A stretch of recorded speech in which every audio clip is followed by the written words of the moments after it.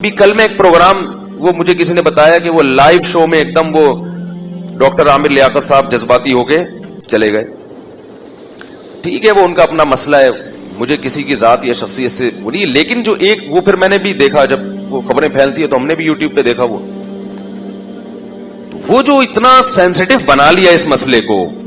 حالانکہ میں سمجھتا ہوں کہ وہاں جتنے لوگ بیٹھے ہیں سننے والے بھی اور جن پر بھی تہمتیں لگائی جا رہی ہیں ان میں کوئی بھی نبی صلی اللہ علیہ وسلم کا گستاخ نہیں ہے, سب عاشق ہیں. صرف زبان کی غلطیوں کو, تھوڑا سا تعبیر کی غلطیوں کو ایسا پکڑا جا رہا ہے اور اسے توہین رسالت کا مسئلہ بنا کر امت میں تفرقہ اور جذباتیت کو پھیلایا جا رہا ہے. اس سے غیر مسلم ہنسے گا, بولے گا یہ ایسی ایسی. ڈاکٹر ذاکر نائک بیچارے کے پیچھے پڑ گئے ہاتھ دھو کے. ڈاکٹر ذاکر نائک نے شاید کہیں بیان میں کہیں مردہ کا لفظ نبی کے لیے استعمال کر لیا, جو کہ نامناسب لفظ ہے, بالکل جائز نہیں ہے. اب وہ ایک اہل حدیث عالم صفائی بیان کر رہے ہیں کہ بھائی وہ اس کو اردو اتنی اچھی نہیں ہے اس کی. ہمیں پتا ہے ڈاکٹر ذاکر نائک نبی صلی اللہ علیہ وسلم کے گستاخ نہیں ہے.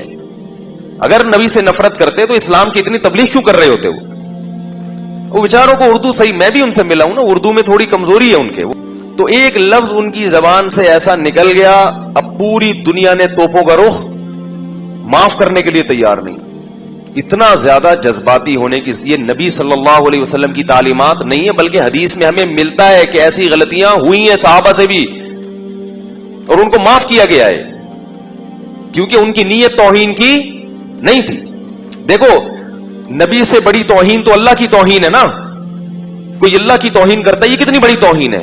لیکن حدیث میں کیا آتا ہے, آپ صلی اللہ علیہ وسلم نے ایک مثال دی کہ پچھلی امتوں میں ایک شخص کی, آپ صلی اللہ علیہ وسلم نے مثال دی کہ جب کوئی بندہ اللہ کے حضور توبہ کر, کہ ایک بندہ ہے جو بیابان زمین میں اس کی سواری اس کا سامان سب گم ہو گیا, اب وہ موت کے انتظار میں لیٹ گیا, آنکھ لگ گئی کہ بھائی اس صحرا میں تو کچھ بھی نہیں ملے گا اور تڑپ تڑپ کے مر جاؤں گا.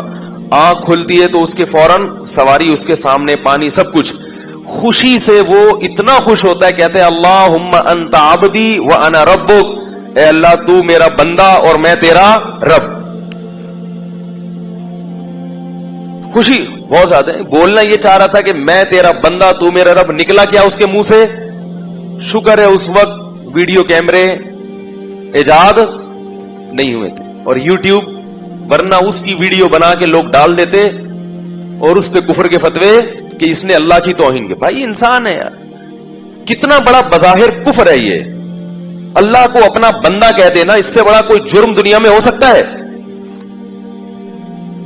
لیکن ہمیں پتا ہے کہ اس کی نیت یہ نہیں تھی. انسان ہے, کبھی کچھ کہنا چاہتا ہے نکلتا کچھ ہے منہ سے. یہ تو دن رات ہم دیکھتے ہیں, بعض دفعہ بولتا کچھ ہے سنائی کچھ دیتا ہے. تو یہ ہماری جو حواس ہے نا, یہ انسان کے حواس ہیں, اس میں بہت غلطیاں ہوں گی, بہت کچھ الٹا پلٹا ہوگا, بہت کچھ غلط ہوگا. اللہ نے کہا سوری کر لو, معذرت کر لو, لیکن یہ سوری کی بھی قبول نہیں کرتے.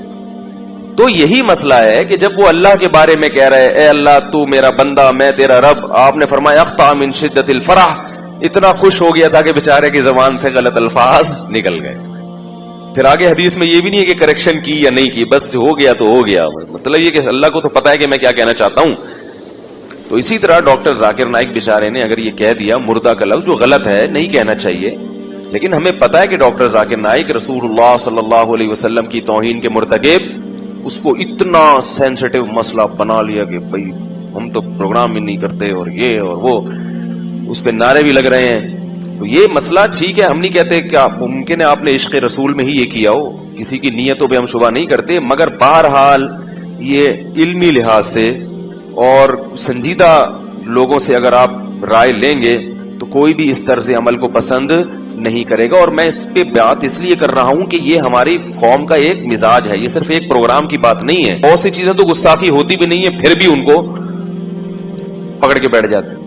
اب اگر کوئی نبی صلی اللہ علیہ وسلم کے بارے میں یہ کہہ دے کہ آپ پر موت واقع ہوئی ہے, یہ گستاخی نہیں ہے, یہ تو ایک حقیقت ہے. انکا ہو موت واقع ہونے والی, وانہم میتون, قرآن کہہ رہا ہے. حضرت ابو بکر رضی اللہ تعالیٰ عنہ نے جو سب سے پہلا خطبہ دیا, آپ یہ کہہ سکتے تو قرآن تو کہہ سکتا, ہم نہیں کہہ سکتے.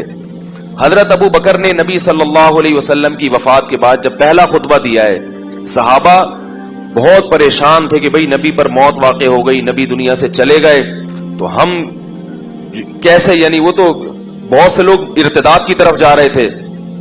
حضرت عمر نے اعلان کیا جو یہ کہے گا کہ نبی کی موت واقع ہوئی ہے گردن اڑا دوں گا میں اس کی. یعنی وہ کہہ رہے تھے یہ ہو ہی نہیں سکتا، ابھی تو مشن کی تکمیل ہی نہیں ہوئی، ابھی تو اسلام پوری دنیا میں نافذ ہوگا پھر نبی دنیا سے جائیں گے.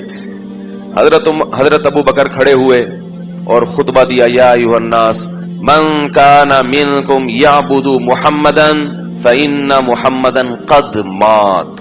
جو تم میں سے محمد صلی اللہ علیہ وسلم کی عبادت کرتا تھا، تحقیق محمد پر موت واقع ہو چکی ہے. ماتا، موت وقت لگایا کہ یقیناً ہو چکا ہے یہ کام، تمہارے نہ ماننے سے کچھ نہیں ہوگا. اور من کان منکم یعبد اللہ فإنہ حی لا یموت، جو تم میں اللہ کی عبادت کرتا ہے تو وہ زندہ ہے اور اس پر کبھی موت واقع نہیں ہوگی. کیا مطلب؟ خود قرآن نے بھی کہا نا، غزوہ احد میں یہ خبر پھیل گئی تھی کہ محمد صلی اللہ علیہ وسلم شہید ہو گئے، تو صحابہ کے حوصلے پست ہو گئے، یہ افواہ تھی. تو اللہ جب نبی کی زندگی کی اطلاع ملی ہے، حوصلے بحال ہوئے، تو اللہ نے صحابہ کو تنبیہ کی کہ بالفرض اگر محمد صلی اللہ علیہ وسلم شہید ہو بھی چکے ہوتے تو حوصلہ ہارنے کی کیا ضرورت ہے. جو مشن نبی لے کر آئے ہیں وہ مشن تو قیامت تک چلتا رہے گا. تو قرآن میں آیتیں نازل ہوئی، وما محمد الا رسول، فرمایا محمد اللہ کے رسول ہیں، قد خلت من قبلہ الرسل، ان سے پہلے بھی انبیاء دنیا سے جا چکے ہیں. افا ام ماتا، اگر محمد پر موت واقع ہو گئی، او قتلا، یا میدان جنگ میں قتل کر دیے گئے، انقلبتم علی اعقابکم، تو کیا تم دین سے واپس پھر جاؤ گے؟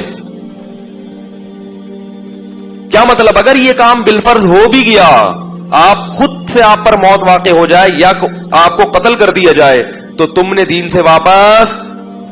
تو بھائی اسلام کے صاف ستھرے عقائد ہیں، اس کو زیادہ پیچیدہ مت بنو. ہاں یہ الگ بات ہے کہ دنیا سے جانے کے بعد آپ صلی اللہ علیہ وسلم کو ایک اعلیٰ درجے کی برزخی حیات ملی ہے، اور اس حیات کا تعلق آپ کے جسد اطہر سے ہے، اس لحاظ سے آپ کو زندہ بھی کہا جاتا ہے. لیکن وہ زندگی دنیاوی نہیں ہے بلکہ وہ برزخی ہے، اور اس کا اس قبر مبارک سے تعلق بھی ہے اور جسد اطہر سے بھی تعلق ہے. کیسا تعلق ہے، اس کی حقیقت کیا ہے، یہ ہم بولو بھائی نہیں جانتے، کیونکہ اللہ نے شہداء کو حیات دی، حالانکہ وہ بھی موت کا شکار ہوتے ہیں، ان کی بیویاں عدت گزارتی ہیں، ان کی وراثت تقسیم ہوتی ہے. تو ہمارے نبی کی بیویوں نے بھی عدت گزاری، ان پر نکاح حرام تھا کیونکہ یہ نبی کے تقدس کے خلاف ہے کہ آپ کی بیویوں سے کوئی نکاح کرے، کیونکہ اللہ نے سب کی مائیں بنا دیا ان کو. باقی عدت انہوں نے گزاری ہے، وراثت تقسیم نہیں کی. کیوں نہیں کی؟ اس لیے کہ نبی نے فرمایا ہم پیغمبروں کی وراثت تقسیم نہیں ہوتی. یہ نہیں فرمایا کہ ہم تو کہ مرتے ہی نہیں ہے تو لہذا ہماری وراثت کا مسئلہ ہی نہیں ہے، نہ. فرمایا نحن معاشر الانبیاء، ہم جو پیغمبروں کی جماعت ہے نا، یہ وراثت تقسیم نہیں کرتے. اس کی وجہ کیا ہے کہ بھئی پیغمبر صرف علم کی وراثت ہے پیغمبروں کی، تاکہ ان کے مال پہ لوگوں کی نظر نہ ہو. تو اس لیے یہ جو چیزیں ہمارے ہاں معاشرے میں جذبہ، عمل کے لحاظ سے مسلمان زیرو ہوتا جا رہا ہے. شرط ایمان مصطفیٰ سے والہانہ پیار ہے. کتنا پیارا شعر کہا شاعر نے کہ ایمان کی شرط کیا ہے کہ مصطفیٰ سے والہانہ پیار ہو. آگے پیار کی ڈیفینیشن جو شاعر نے کی ہے نا، وہ کیا ہے؟ وہ یہ نہیں کہ پروگراموں کا بائیکاٹ کرو. اس اہل حدیث عالم کا بیچارے کا میں کبھی کبھار، ابھی تو میں نہیں دیکھتا تھا، ایک دو دن سے میں نے دیکھنا شروع کیا، تو وہ ہر آدمی، کبھی کوئی ڈاکٹر ذاکر نائک کے پیچھے پڑا ہوا ہے، کبھی میں نہیں جانتا ہوں اہل حدیث عالم کو، کہیں ممکن ہے انہوں نے بھی کچھ کوتاہیاں کی ہوں یا نہیں کی ہوں، مجھے نہیں پتا. لیکن میں ایک دو پروگرام میں نے دیکھے، مجھے اندازہ ہوا کہ معاملہ کس گڑبڑ ہے. معاملہ کیا چل رہا ہے؟ خام خامے پیچھے پڑ گئے ہو ایک ایسی چیز کے جس کی کوئی حقیقت نہیں ہے.